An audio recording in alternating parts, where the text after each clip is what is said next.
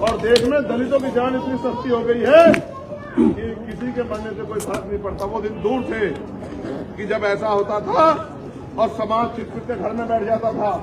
अब ये उत्तर प्रदेश में चलने वाला नहीं है, क्योंकि हम यहाँ सीना तान के खड़े हैं कि चाहे पहले अगर इस लड़ाई को जीतना चाहते हो दुश्मनों, तो पहले हमें गोली मारो, फिर इस लड़ाई को जीतना। जब तक हम लोग जिंदा है इस अन्याय को हम लोग स्वीकार नहीं करेंगे।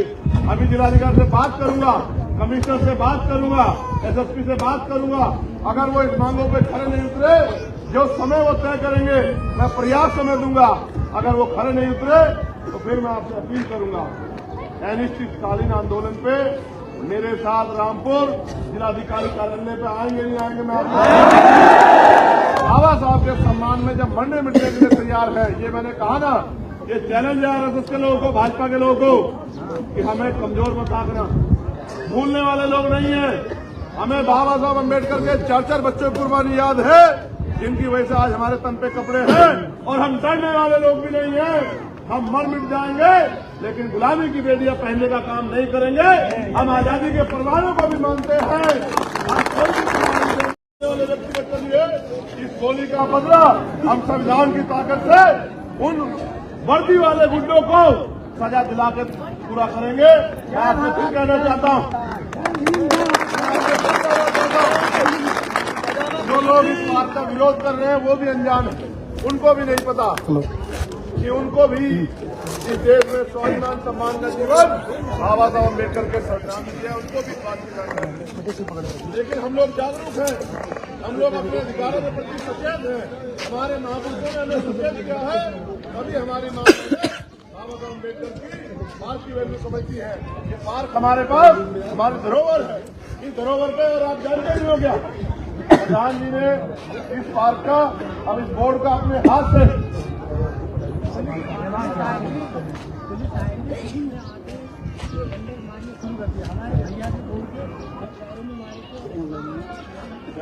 टिकल पकड़ के रखिए बस। ये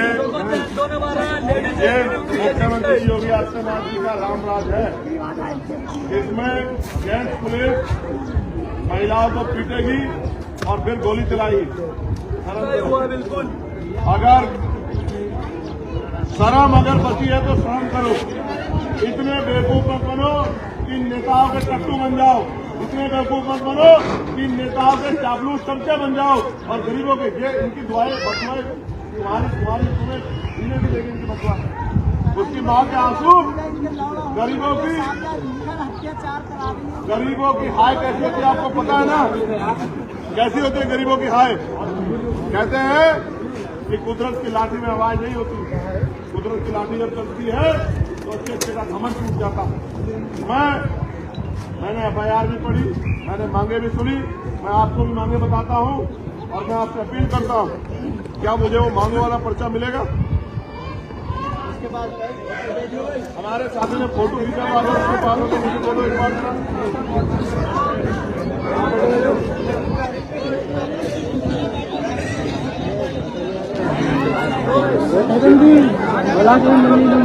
वो एक आदमी पकड़ कर बैठे खा जा।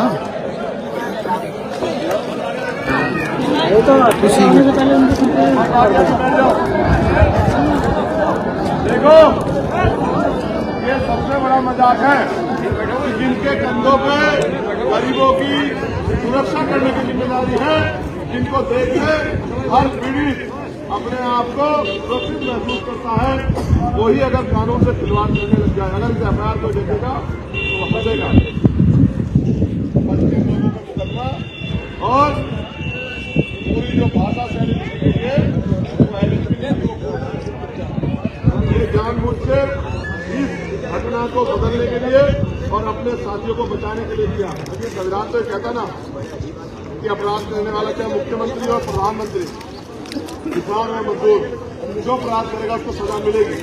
यहाँ मांग ये है, पहली मांग उप जिलाधिकारी के विरुद्ध रिपोर्ट दर्ज करते हुए कार्रवाई की जाए, उसको नौकरी से बर्खास्त किया जाए। क्या नौकरी से बर्खास्त किया गया है? वो गोली चलाएगा और उसकी बदली होगी। सिर्फ हमारे भाई की जान चली गई। उसकी बदली होगी। बहुत अच्छे। चौकी पर तैनात चौकी इंचार्ज और समस्त पुलिस कर्मियों को नौकरी से बर्खास्त किया जाए। मैं ये नहीं कहता जिसका दोस्त है, जिसका दोस्त नहीं है, उस पर कार्रवाई करो, लेकिन मैं पूछना चाहता हूँ, जिस पुलिस ने ये नंगा नाच किया, क्या उन पुलिस वालों पर कार्रवाई होनी चाहिए, नहीं होनी चाहिए? मृतक के परिजनों को 1 करोड़ रुपए का मुआवजा दिया जाए। आप याद करो, लखनऊ में यूपी पुलिस के एक जवान ने गोली मार के एक व्यक्ति की हत्या की।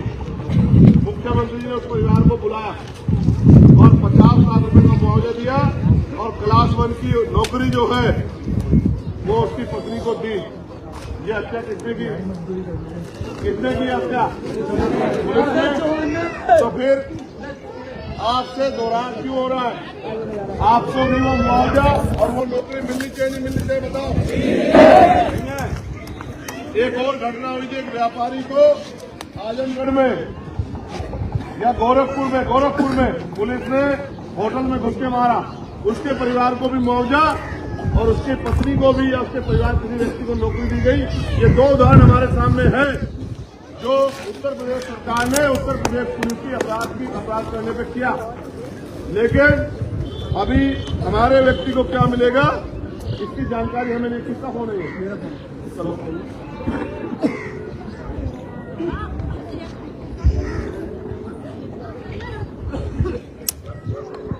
एक मांग ये है, अम्बेडकर पार्क को शीघ्र बनाए जाने की अनुमति एवं सरकारी निधि से सौंदर्यीकरण कराया जाए। साथ ही मृतक की प्रतिमा पार्क में लगाई जाए। आप ये बताओ, जिस अम्बेडकर पार्क के लिए हमारे भाई ने बलिदान दिया और हमारी माओ बहनों ने लाठियां खाई, क्या उस अम्बेडकर पार्क का निर्माण जल्दी होना चाहिए, नहीं होना चाहिए? और मेरी बात को गौर से सुनो,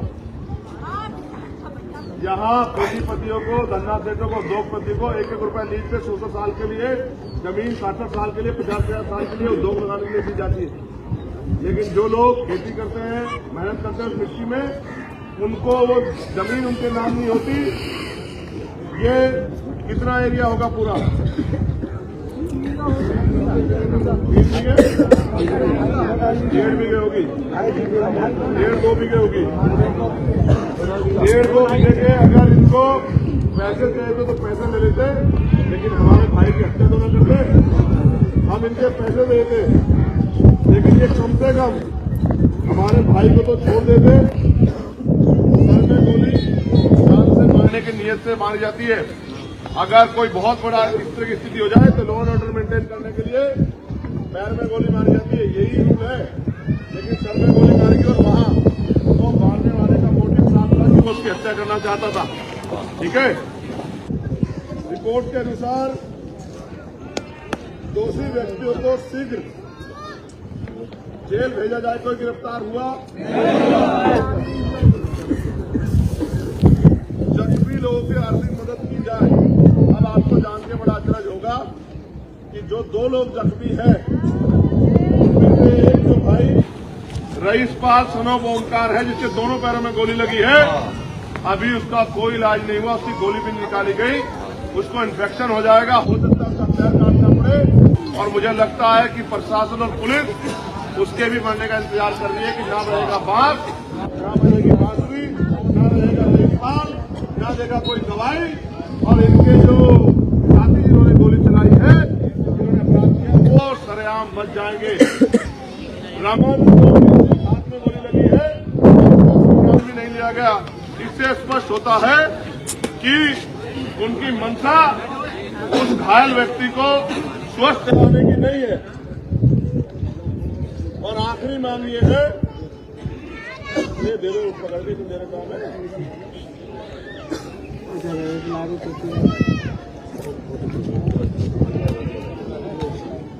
आखिरी मांग क्या? किसके फोन में बताओ क्या?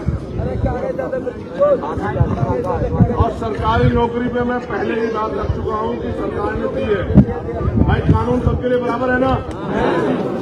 सीएम सबके लिए बराबर है ना। जब आपने लखनऊ वालों को दी और जब आपने गोरखपुर वालों को दी तो यहाँ भी तो सेम घटना है ना। तो नौकरी मिलनी चाहिए।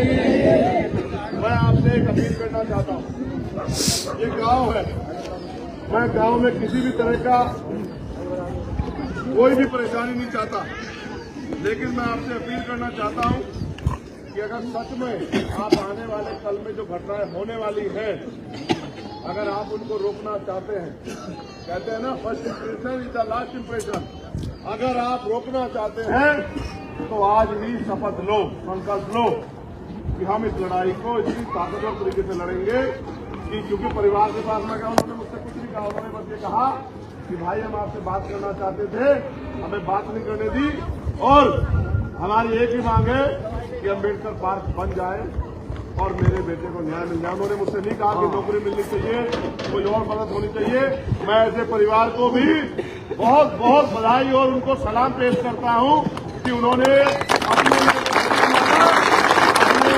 बाबा साहब के लिए अम्बेडकर पार्क और अपने बच्चे के लिए न्याय की मांग की। लेकिन क्या हम लोग की जिम्मेदारी नहीं बैठती कि जिस परिवार ने इतना कुछ खो दिया, हम उस परिवार के हाथ मजबूत करें, उस परिवार को विश्वास दिलाएं, उनकी मांगों को पूरा कराएं। क्या मुख्यमंत्री कोई चीज जेब से देनी है? क्या डीएम साहब को कोई चीज जेब से देनी है? क्या कमिश्नर साहब कहीं से खरीद के लाएंगे? क्या इनके हाथ में व्यक्तिगत ये कागज नहीं कर सकते हैं? लेकिन इस देश में, उत्तर प्रदेश में और देश में दलितों की जान इतनी सस्ती हो गई है कि किसी के मरने से कोई फर्क नहीं पड़ता। वो दिन दूर थे कि जब ऐसा होता था और समाज चिटपिट के घर में बैठ जाता था। अब ये उत्तर प्रदेश में चलने वाला नहीं है, क्योंकि हम यहाँ सीना तान के खड़े हैं कि चाहे पहले अगर इस लड़ाई को जीतना चाहते हो दुश्मनों, तो पहले हमें गोली मारो, फिर इस लड़ाई को जीतना। जब तक हम लोग जिंदा है इस अन्याय को हम लोग स्वीकार नहीं करेंगे। इसलिए मैं आपसे अपील करता हूँ, मैं गांव में कोई वो नहीं चाहता, आप रन पक्का करो। रामपुर का अन्याय तो पूरा देश देख रहा है। मुख्यमंत्री जी कुछ दिन पहले दलित सम्मेलन कर रहे थे, यही उनके दलित सम्मेलन का सच है। मैं कॉल दूंगा और आपसे अपील करूंगा, अभी जिलाधिकारी से बात करूंगा, कमिश्नर से बात करूंगा, एसएसपी से बात करूंगा। अगर वो इस मांगों पे खड़े नहीं उतरे, जो समय वो तय करेंगे मैं पर्याप्त समय दूंगा। अगर वो खड़े नहीं उतरे तो फिर मैं आपसे अपील करूंगा कि फिर आप अपना घर बार छोड़ के अनिश्चितकालीन आंदोलन पे मेरे साथ रामपुर जिलाधिकारी कार्यालय पे आएंगे नहीं आएंगे, मैं आपको एक होता है समय परिस्थिति के हिसाब से दिखावा कि भाई ठीक है आपने कह दिया, हमने वादा कर दिया, मगर बाबा साहब के बच्चे तो बाबा साहब के सम्मान में जब मरने मिटने के लिए तैयार है। ये मैंने कहा ना, ये चैलेंज है आरएसएस के लोगों को, भाजपा के लोगों को कि हमें कमजोर मत आंकना। ये चैलेंज है कि हम बाबा साहब के बोर्ड के लिए, पार्क के लिए अपना बलिदान दे सकते हैं। तो इस संविधान को बदलने की बात करने वाले लोगों सुन लो कि अगर संविधान पे आ जाए तो एक सोमोर्स नहीं, लाखों सोमोर्स बलिदान देंगे इस देश में और संविधान की रक्षा करेंगे।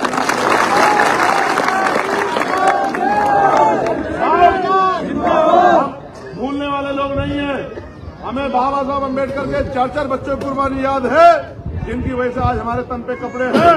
और हम डरने वाले लोग भी नहीं हैं। हम मर मिट जाएंगे लेकिन गुलामी की बेड़ियां पहनने का काम नहीं करेंगे। हम आजादी के परवानों को भी मानते हैं, हम कोई भी कुर्बानी देंगे लेकिन चुप भी नहीं रखेंगे।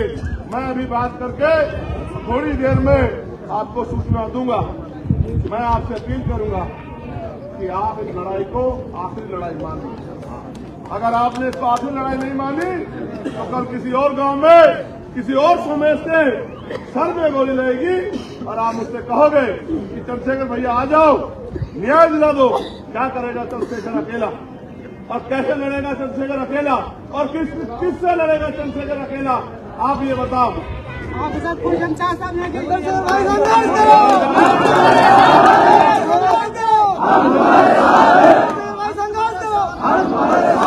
सुनो, किसान 13 महीने बैठे रहे, मुख्यमंत्री जी ने ऐसा ही वादा किया उनसे, प्रधानमंत्री जी ने, याद करो मेरी बात को, मैं आपको क्यों बता रहा हूँ। प्रधानमंत्री जी ने ऐसा ही वादा किया उनसे मीटिंग करके और कहा एमएसपी की गारंटी देंगे, आपके मुकदमे वापस करेंगे। क्या हुए? 13 महीने की कुर्बानी और 700 लोगों की शहादत के बाद 2 साल बाद 1.5 साल बाद उनको पता लगा कि प्रधानमंत्री ने उनसे झूठ बोला। जब प्रधानमंत्री झूठ बोल सकता है तो कमिश्नर साहब, डीएम साहब, कप्तान साहब का क्या हम भरोसा करें? आपको याद होगा हाथरस में मुख्यमंत्री ने ट्वीट करके कहा इस परिवार को सरकारी आवास और नौकरी दूंगा। आज तक उस परिवार को सरकारी आवास और नौकरी नहीं मिली। ये जाति धर्म देख के कार्रवाई करते हैं, ये जाति धर्म देख के न्याय करते हैं। इनकी बंदूक का लोहा भी जाति धर्म देख के चलता है। और आप ये भी समझ लो, वो जो गोली लगी वो गोली भी आपके टैक्स के पैसे से आई है। इन्होंने कोई गोली अपनी तनख्वाह से नहीं खरीदी, आपके टैक्स के पैसे गोली से आपको मारने का उत्तर प्रदेश में हो रहा है। तो मैं आपसे एक अपील करूंगा मेरे